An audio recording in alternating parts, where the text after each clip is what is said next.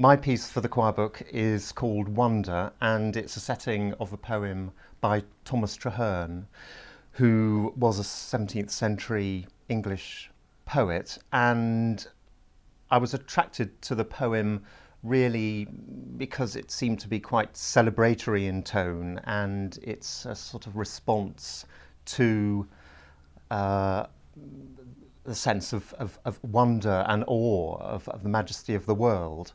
And also it seemed to be, to me, the right length for setting for a short choral piece.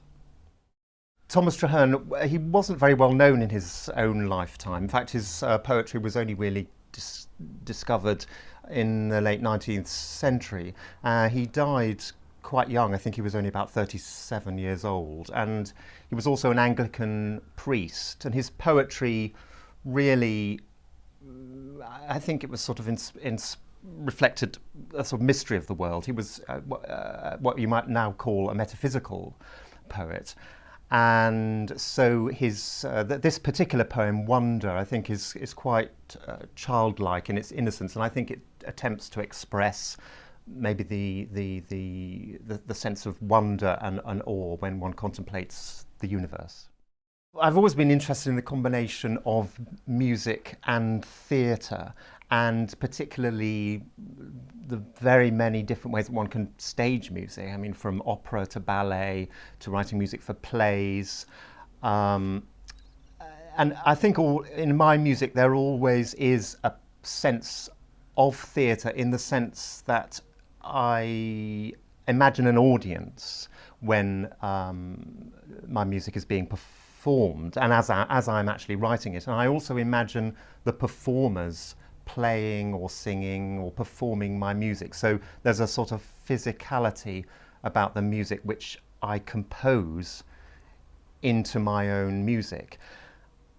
And maybe also there is a sense of theatre in that I leave a space for the audience to feel part of the event. So it's not, in a sense, just an oral experience, but that the audience also participate or contribute and make whole what is actually happening on stage in a concert or in the theatre. So that the music sort of goes over the concert platform and communicates to the audience.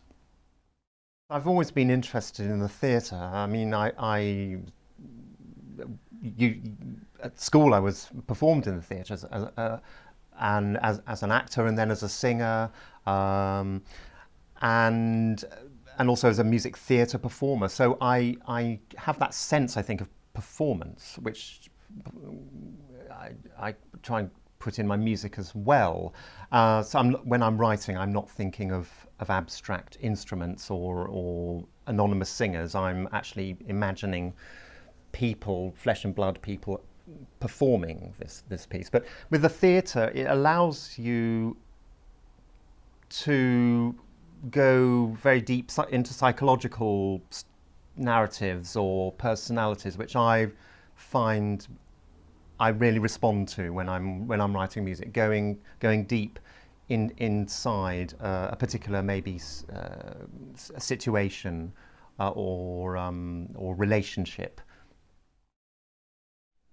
I like responding to each commission in a different way, so I don't really have a preference for whether I'm writing for voices or for orchestra. Or whether we're writing for a string quartet or solo piano piece. I like to be challenged in each piece that I write as what you could possibly say using the medium of the forces that you're given.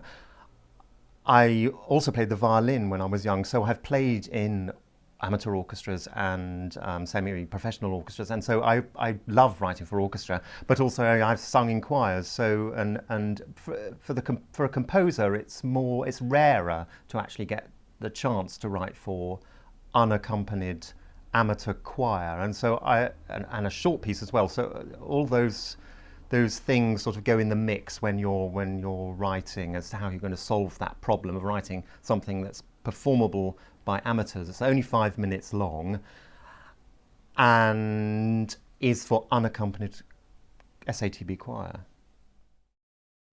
I've written a few unaccompanied choral pieces, but they've been usually performed in a concert setting. So this is the first piece, I think, choral piece I've written that's for a cathedral setting. So I didn't really think of it as a religious piece or relating to anything. That's why I think that I searched around for a long, long time to find a text that wouldn't be too specific. But I think it fits in with what I normally compose, because, as I say, I like writing for unaccompanied choir. I would like to do more of it,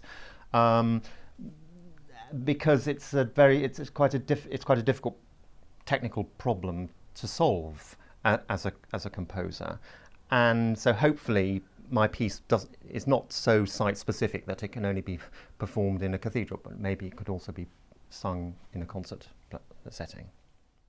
Of course, I'm looking forward very much to the premiere, and it's always a bit nerve-wracking when you're sitting there in a first performance, because there's nothing you can do at that point. But I'm especially looking forward to hearing how the piece sounds in a cathedral acoustic, because hopefully I've composed the potential echo effect or sense of space in the piece itself.